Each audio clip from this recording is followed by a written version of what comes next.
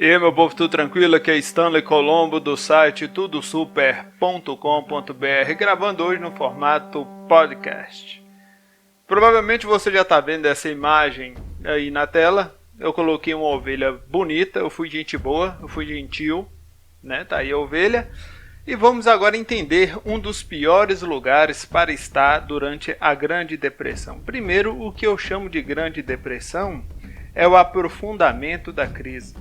É a destruição de empresas privadas, é a destruição da economia, a destruição dos empregos. Para que fique bem claro do que eu estou falando. Então, um dos piores lugares para estar durante a Grande Depressão, é claro, que são os condomínios.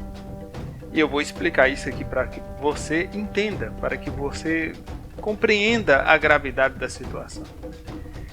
Eu estava numa discussão com um grupo de amigos sobre o aprofundamento da crise e suas consequências, o que essa crise vai trazer de ruim para o ser humano. E aí, durante essa discussão, nós começamos a ver quais são os pontos positivos e negativos de viver em determinados locais.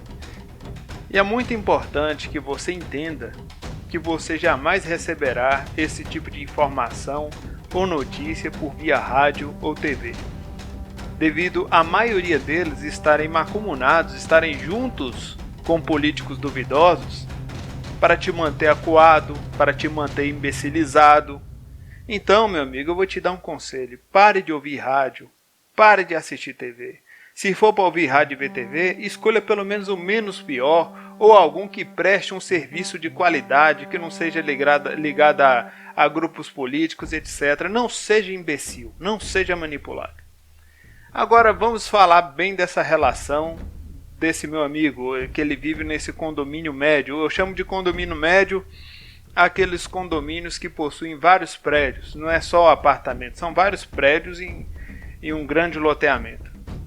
Então, conversando com ele, batendo papo, e aí veio essa questão. Ele bateu o pé, diz ele que ele está seguro onde ele vive.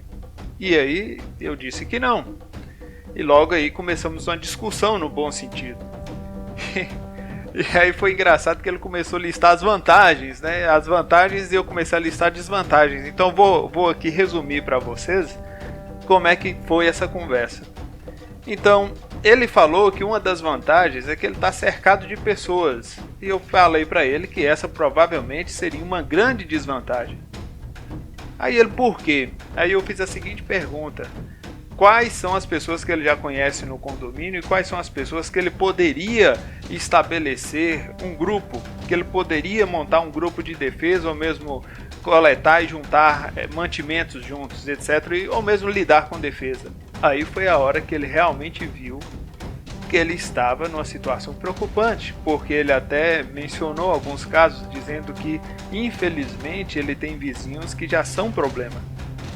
Essa coisa de vizinhos, por exemplo, a gente tem muita sorte quando tem vizinhos bons, vizinhos de boa índole, mas é um azar terrível quando você tem vizinhos de índole duvidosa. Isso representa mais problema. Se não fosse verdade, nós não veríamos aí vários e vários processos de briga de vizinhos. Então, essa questão é clara, não adianta as pessoas ficarem... O pessoal do setor imobiliário deve estar dando chilique, quem vende para condomínio, quando vê esse vídeo, quando ouvir esse áudio, vai começar a falar que eu estou atrapalhando os negócios. Não, estou falando a verdade. E aqui agora vamos para as desvantagens, e aí vocês vão ver que eu tenho razão nesse caso, mais uma vez, infelizmente, porque eu não gosto de ter razão em coisas ruins. Então, diante dessa situação, ele sabe que ele já vai ter que mudar de lugar, ele vai ter que mudar. Se a coisa ficar feia, mesmo se complicar, ele vai ter que mudar, deixar o apartamento dele para trás, porque ele já descobriu que para defender é complicado. Agora, uma solução intermediária será ele fortificar as portas. Ah, mas por que as portas? Vamos falar das portas de ovelhas, né? Agora vamos falar da tal das portas de ovelha, aquelas portas que são meras divisórias. Se vocês prestarem bem atenção, façam essa experiência.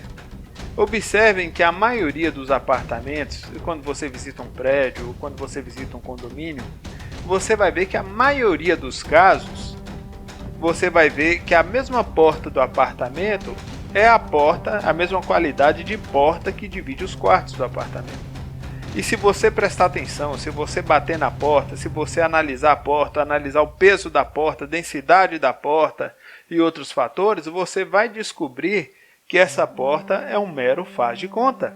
Você vai descobrir que a indústria não anda mais fornecendo aquelas portas de madeira maciça, não anda mais fornecendo certa segurança. Por quê? Será que é por culpa somente deles? Não.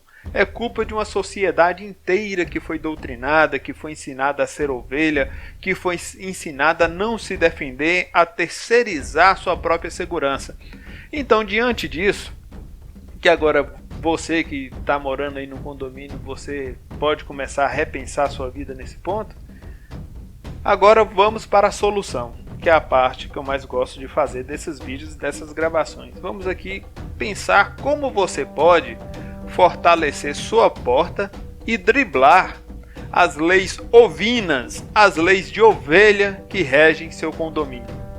Porque eu sei que o maior problema muitas vezes são os condôminos. Esse pessoal às vezes é complicado. Porque se você começar a fortificar sua porta, os primeiros a te denunciar são os membros do condomínio, porque vão falar que sua porta está feia.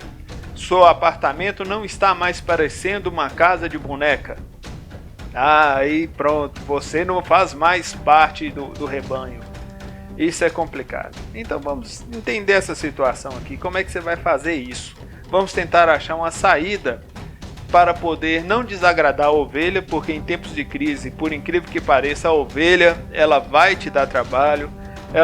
Você muitas vezes você vai querer defender, a ovelha vai te atrapalhar. Se você tentar se defender, a ovelha que vai te entregar.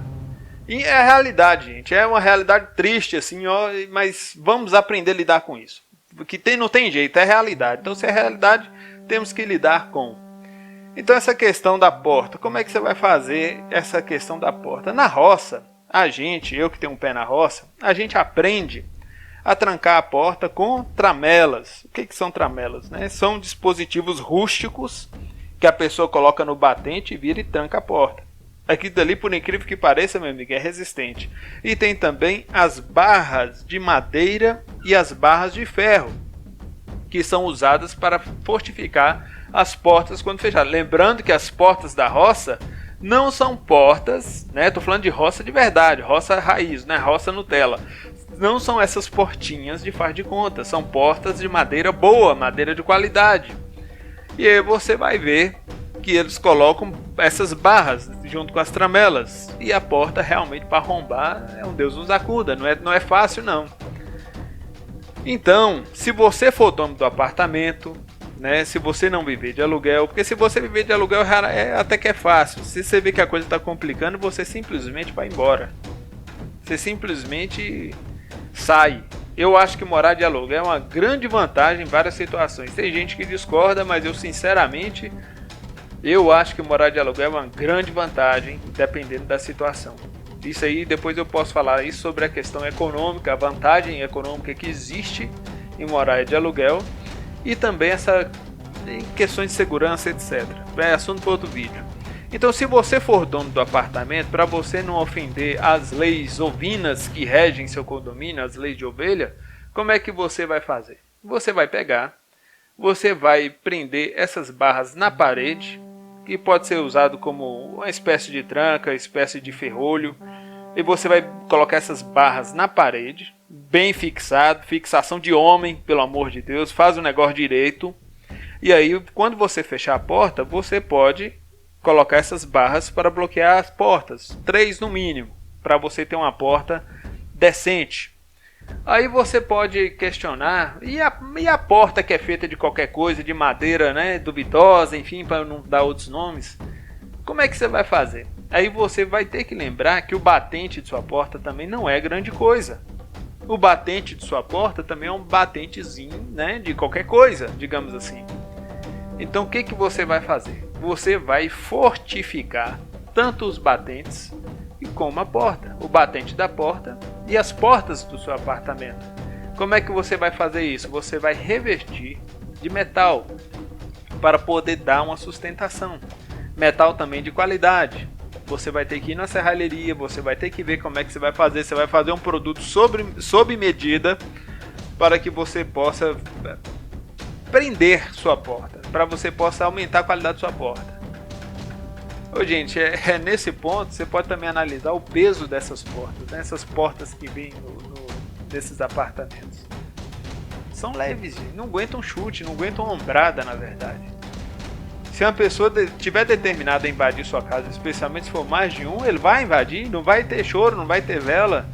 E aquela questão, como a sociedade foi imbecilizada, foi transformada em uma sociedade limitada em imbecil, as pessoas infelizmente entregaram até suas armas. Lógico que o povo da roça, né, e o povo mais antigo, sempre nos dando lição, eles não entregaram suas armas. E também eles sabem trancar a porta. Então, eu volto a dizer, aprendam com o pessoal da roça, aprendam com o pessoal antigo. Esse pessoal ainda sabe viver.